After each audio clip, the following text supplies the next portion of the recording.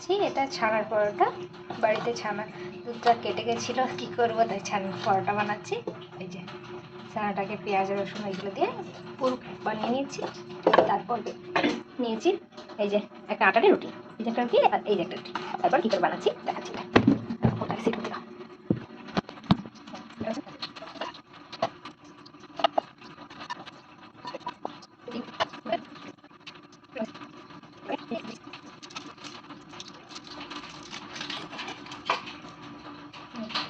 চিজটাকে এবার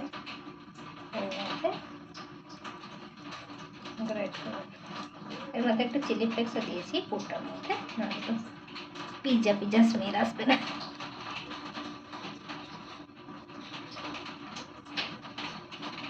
ভরে দিয়েছি।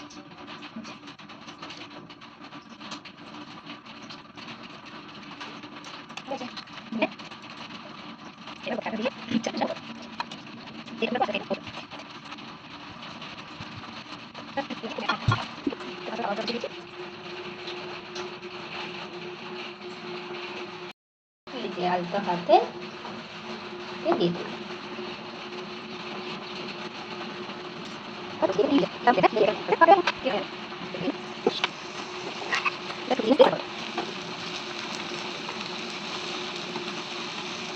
দিয়ে সস দিয়ে সার্ভ করে দিলে রেডি।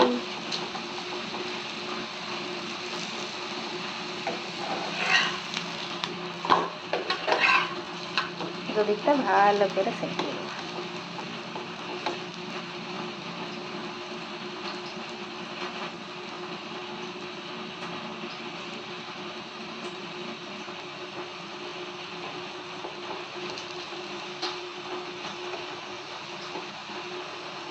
কে কে বানিয়ে খেয়েছো কমেন্ট করবে।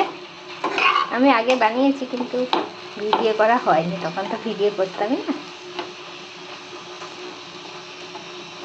আজকে বানাচ্ছি তাই ভাবলাম তোমাদের সঙ্গে একটু শেয়ার করে দিই।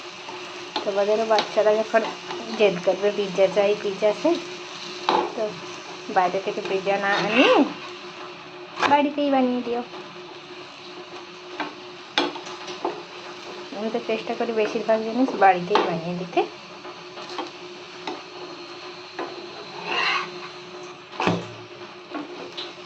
ওই দেখা হয়ে গেছে, ভালো করে সেঁকে দিয়েছি।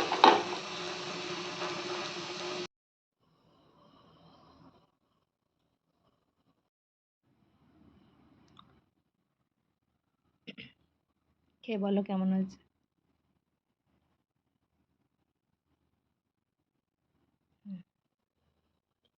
থাক, কিছু আসছে না।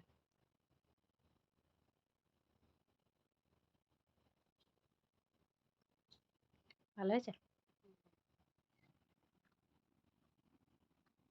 কোনটা দিয়ে বেশি ভালো লাগছে, মেয়োনিজ দিয়ে না সস দিয়ে?